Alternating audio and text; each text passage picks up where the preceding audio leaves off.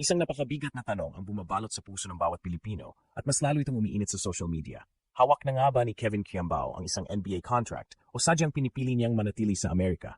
Nagulantang ang lahat sa balitang patuloy ang kanyang matitinding workout sa NBA teams tulad ng Sacramento Kings at Toronto Raptors.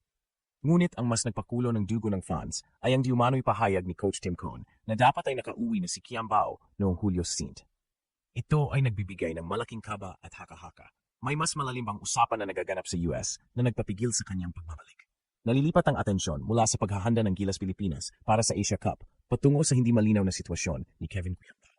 Siya ang isa sa pinakamahalagang piyesa na inaasahan sana ni Coach Tim Cone para sa redemption arc ng Gilas matapos ang mapait na kampanya noong 2022. Ang kanyang posibleng kawalan sa Asia Cup dahil sa kanyang NBA aspirations ay isang malaking dagok na maaring magpabago sa kapalaran ng Gilas. Nasaan ba dapat ang puso ni Kevin Quiambao sa critical na panahong ito? Sa personal na pangarap na makapasok sa pinakamalaking liga sa mundo o sa tawag ng bayan na magsilbi sa bandila? Ang matinding debate ay nagsisimula na sa bawat sulok ng bansa. Ito ba ang presyo ng pangarap o may paraan para pagsamahin ang ambisyon at ang pagmamahal sa bayan? Naghihintay ang buong Pilipinas sa kasagutan. Umiinit ang balita at usapan sa bawat sulok ng social media dito sa Pilipinas at ang pangalan ni Kevin Quiambao ang sentro ng usapan. Patuloy nga ba ang kanyang matitinding workout sa US kasama ang Sacramento Kings at Toronto Raptors? Habang nasa ilalim pa siya ng kontrata sa goyang ng KBL, ang pangarap na maging kauna-unahang homegrown Pinoy na makakapasok sa NBA ay tila nasa kamay na ni Kevin. Ngunit sa bawat araw na lumilipas nang walang balita ng kanyang pagbabalik, lalong lumalalim ang pangamba ng fans. Isang napakabigat na tanong ngayon ang bumabalot sa isipan ng marami. Nasaan na ba talaga si Kevin Quiambao at bakit tila matagal pa siyang mananatili sa Amerika? Ang usap-usapan ay lalong pinainit ng diumano'y pahayag ni Coach Tim Cone na dapat ay nakauwi na si Quiambao noong Hulyo 16. Ang petsa na iyon ay lumipas na at ang kaway ng Amerika ay tila mas matindi. Ano ang ibig sabihin nito? May mas malalim bang usapan na naganap sa US na nagpapigil sa kanyang pagbabalik? Maari bang ito na ang senyales ng pagpirma ng isang pambihirang kontrata sa NBA na magpapabago sa kanyang buhay at sa kasaysayan ng Philippine basketball? Ang sitwasyong ito ay naglalagay kay Kevin sa gitna ng dalawang napakabigat na pagpipilian. Ang kanyang personal na pangarap na maging NBA player o ang tawag ng bayan na magsilbi sa gila. Ang emosyon ng fans ay nagpupuyos, nagtatanong kung nasaan ang tunay na prioridad ng kanilang idolo. Ito ba ang presyo ng pangarap o may paraan para pagsamahin ang ambisyon at pagmamahal sa bayan?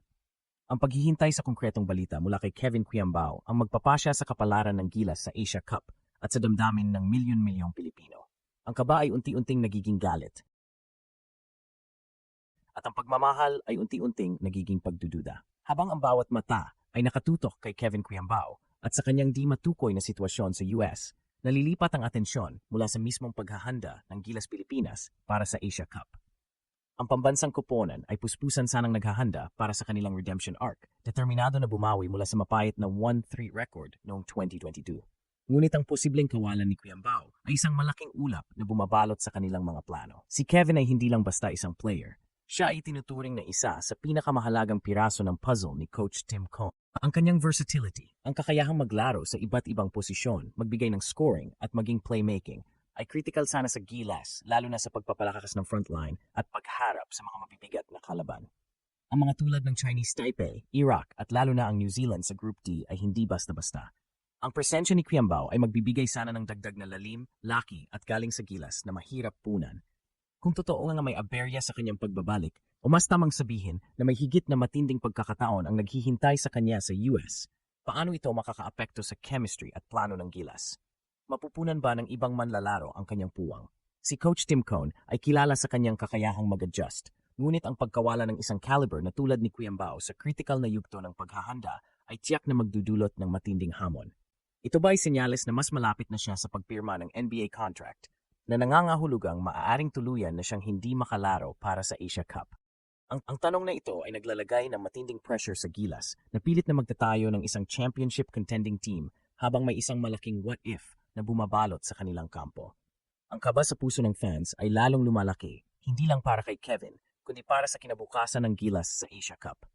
Sa gitna ng lahat ng ito, ang pinakamalaking debate ay umiikot sa isang makasaysayang tanong na paulit-ulit ng pinagdedebatihan sa sports. Nasaan ba dapat ang puso ni Kevin Quiambao sa critical na panahong ito?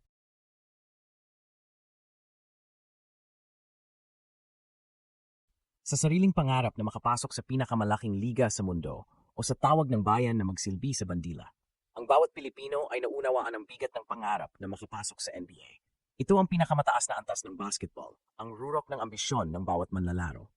Ngunit para sa isang bansa na uhaw sa tagumpay sa international stage, ang pagtalikod sa pambansang koponan sa gitna ng paghahanda ay maaring tingnan bilang isang pagtalikod sa obligasyon.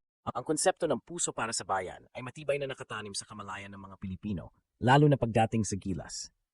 Ang sitwasyon ni Quiambao ay nagiging simbolo ng mas malaking dilema. Ang individual na tagumpay ba ay dapat na mas bigyan ng prioridad kaysa sa kolektibong layunin ng bansa? Ang mga tagahanga ay nahahati. Mayroong sumusuporta sa kanyang pangarap, umaasa na ang kanyang tagumpay sa NBA ay magbibigay ng karangalan sa buong bansa. Ngunit marami rin ang nagpahayag ng pagkabigo, lalo na kung ang kanyang pagpipili ay magdudulot ng pinsalas at sansa ng gilas sa Asia Cup.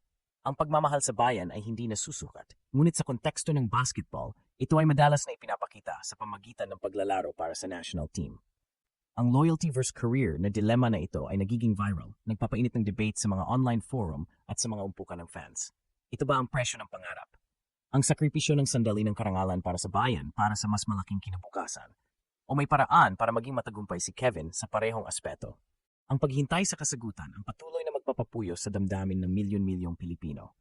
Ang susunod na kabanata sa Kevin Quiambao saga ang magtutukoy kung siya ba ay isang bayani ng pangarap o isang bayani ng bayan.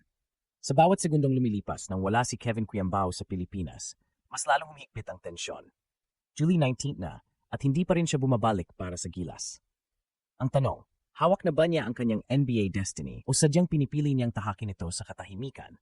Hindi biro ang pagkakataong nasa harap niya ngayon.